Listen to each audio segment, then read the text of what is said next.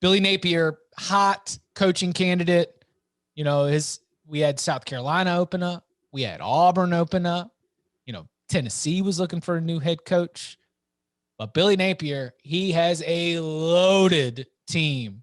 Coming back from a 10-1 season, they were 7-1 in conference play. They finally were able to break through in a big way. This Ragin' Cajuns team, Levi Lewis is back for his 5th year, but it is just all over the roster. The returning production is fantastic. And so I don't have any personnel questions. Now I'm absolutely willing to be proven wrong. I ran into a couple of paywalls that kept me from getting all the information that I wanted to get, but I still know from my own notes of this team last season and what I know about who is coming back, this is going to be a daggum good football team. So, you know, the conversation that I was able to gather from some of the media availabilities that the players and the coaches have had is that, you know, they are excited about using this spring to be able to just continue to build. They feel like throughout the summer, they were able to make up some of what they lost during spring practice, where they lost spring because of the pandemic. And so now it's almost like rejuvenating them and giving them a fresh start to a season. So all the same names for the most part are in place. A lot of new attitude and new spirit around the group. Got to be exciting if you're a Ragin' Cajuns fan. What, if any, kind of questions do we have about this team here in spring practice?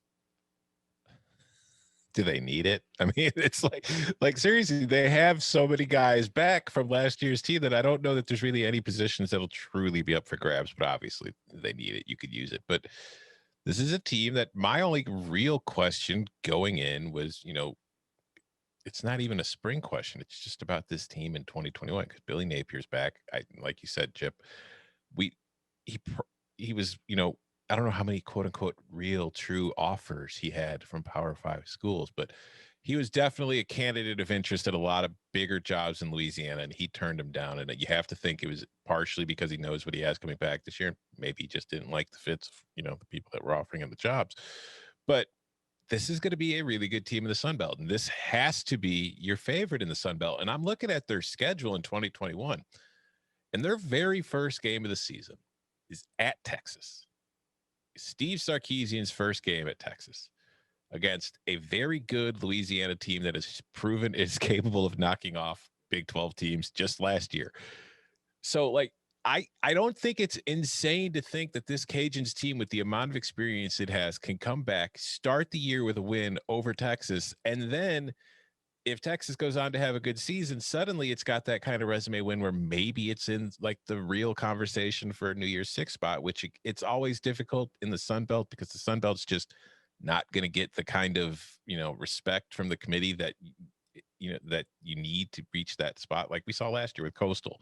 Coastal kept winning games, and Coastal was never really ranked all that high by the playoff committee, and they never really took it all that seriously. But if this is a Cajuns team that had the season it had last year and is able to pick up a win against Texas and then run roughshod through the Sun Belt like I think it's capable of doing, maybe it's not that crazy if Cincinnati has a couple losses, if Boise State or the Mountain West champion has a couple losses, that we could see the Cajuns playing a New Year's Six game.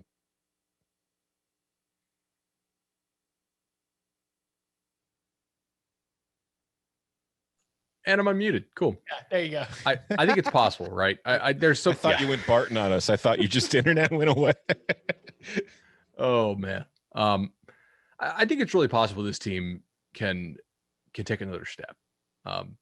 They improved in a lot of areas last year. The run game was still awesome. The passing game got better.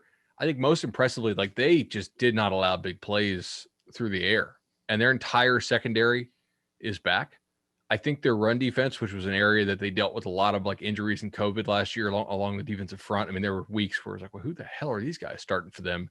And yet they still managed, you know, to win 10 games, maybe lucky in a couple of those games. But I do think this year, you know, they should be able to surpass their win total. They also get Jamal Bell back, the receiver for them, who's pretty explosive. He missed a lot of 2020. So I'm thinking there's a pretty good chance that this team can give Texas a run.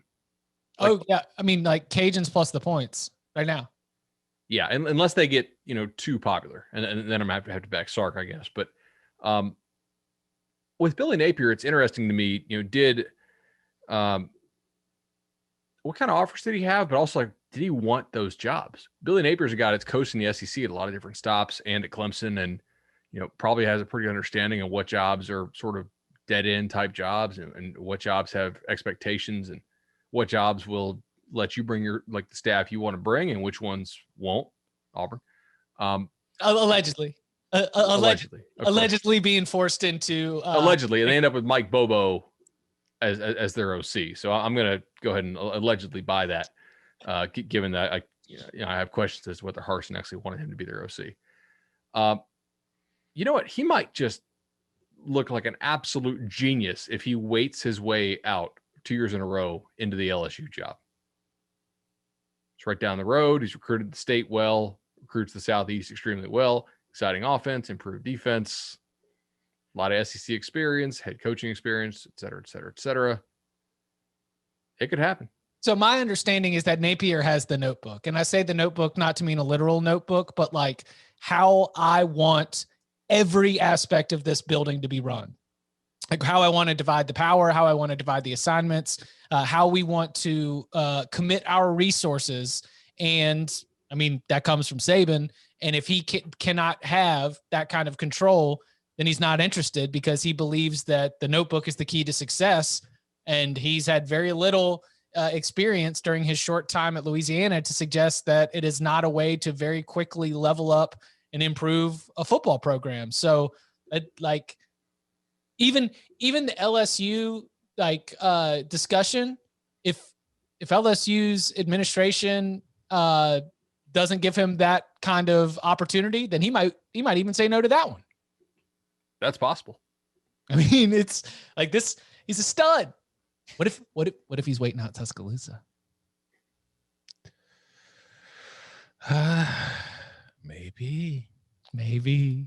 That's a dangerous game. Like, do you guys think that what he's doing here at Louisiana is like, it's risky to keep trying to stay at this level at a G5?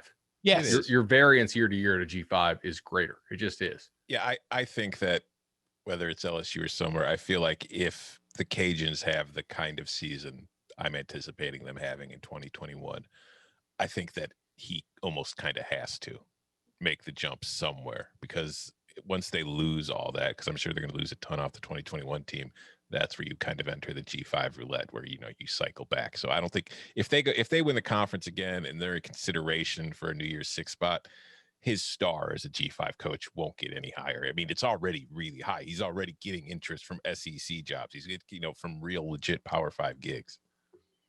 We've seen coaches too at G5s try to wait it out too long, and they think that like they're building something super sustainable, and they're not always wrong, but sometimes they definitely are wrong. It's, oh man, that he could have had this job, he could have had that job, and now he's stuck. Yeah, when we say the remember when so-and-so was a candidate for this job, and then we're talking about 3 years later, and we're like, wow, that was a miss on that one. Yeah, interesting.